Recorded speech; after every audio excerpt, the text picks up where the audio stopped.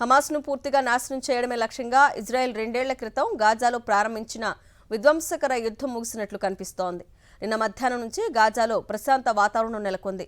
పాలస్తీనియన్లపై కాల్పులు, వైమానిక దాడులు నిలిచిపోయాయి. ఆ ప్రాంతంలో కాల్పుల విరమణ ఒప్పందం అమల్లోకి వచ్చినట్లు ఇజ్రాయెల్ సైన్యం సైతం ధృవీకరించింది. యుద్ధానికి విరామం ఇవ్వడానికి, మిగిలిన బందీలను పాలస్తీనా ఖైదీలతో మార్పిడి చేయడానికి సంబంధించిన ఒప్పందాన్ని ఇజ్రాయెల్ మంత్రివర్గం ఆమోదించింది. దీంతో వేలాది మంది పాలస్తీనియన్లు ఉత్తర ప్రాంతంలోని తమ సొంత నివాసాలకు వెళ్తున్నారు.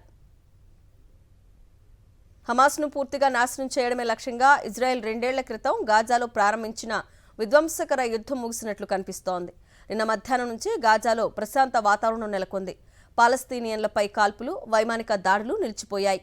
ఆ ప్రాంతంలో కాల్పుల విరమణ ఒప్పందం అమల్లోకి వచ్చినట్లు ఇజ్రాయెల్ సైన్యం సైతం ధృవీకరించింది.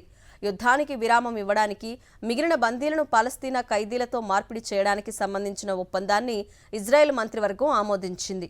దీంతో వేలాది మంది పాలస్తీనియన్లు ఉత్తర ప్రాంతంలోని తమ సొంత నివాసాలకు వెళ్తున్నారు.